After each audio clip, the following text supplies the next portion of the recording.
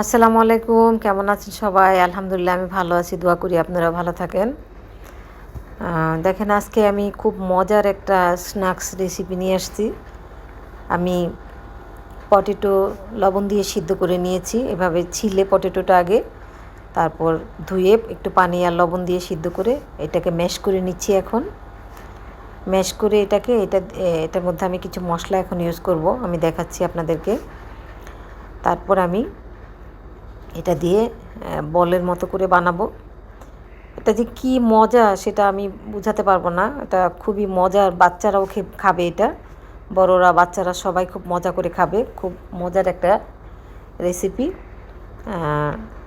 আসলে রেসিপিটা আমার না, আমার ছোটো মেয়েটার। ও রেসিপিটা আমার চ্যানেলে দিয়েছে।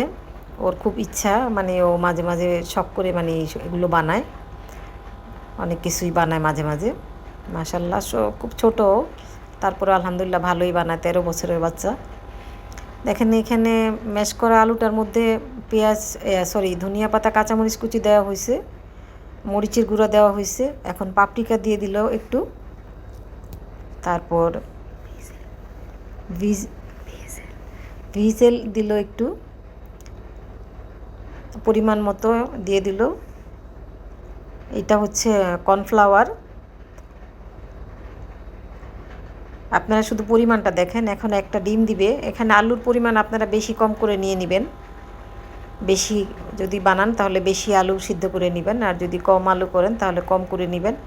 এটা হচ্ছে রাইস ফ্লাওয়ার, মানে চালের গুঁড়া। আর একটু চালের গুঁড়া লাগবে মনে হচ্ছে। হ্যাঁ, না, এখন একটু অলিভ অয়েল দিচ্ছে।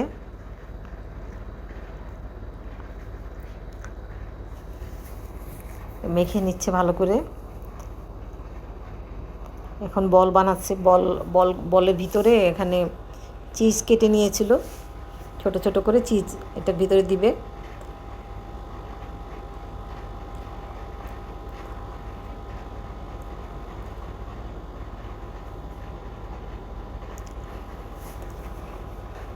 সবগুলো বল করে নিবে, সবগুলো বল করে নিব আমরা। বলগুলো হয়ে গেলে তারপর এটা ফ্রাই করে নিব একটু লাল লাল করে, ব্রাউনিশ। গরম গরম সার্ভ করবেন। বাচ্চাদের স্কুলে টিফিন দিতে পারেন, আপনারা বিকেলে নাস্তার জন্য নিতে পারেন। বাসায় গেস্ট আসলে এটা বানিয়ে রেখে দিলে ফ্রিজে একটা বক্সে ভরে রেখে দিবেন নর্মালে। যখন গেস্ট আসে ভেজে বাস দিয়ে দিবেন, বা নিজেরাও খেতে পারেন। খুব মজার একটা রেসিপি, আর খুবই শর্টকাট, ঘরে রাখা জিনিস দিয়ে বানানো যায়।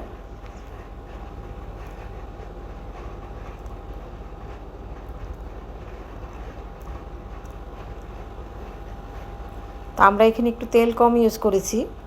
আপনারা চাইলে ডিপ ফ্রাই করতে পারেন, আর একটু তেল বেশি করে দিয়ে ডিপ ফ্রাই করে নিতে পারেন। আর কারো যদি অয়েলের সমস্যা থেকে থাকে তাহলে দেখছেন ভিতরের ফিলিংসটা কত সুন্দর খেতে। খুবই মজা, হেভি মজা খেতে। একবার বানিয়ে ট্রাই করে দেখবেন, আশা করি আপনাদের অনেক ভালো লাগবে। আর যদি ভালো লাগে অবশ্যই কমেন্ট করে জানাবেন কেমন লাগলো, আর লাইক দিবেন, শেয়ার করবেন। ভালো থাকবেন সবাই। আল্লাহ হাফেজ, আসসালামু আলাইকুম।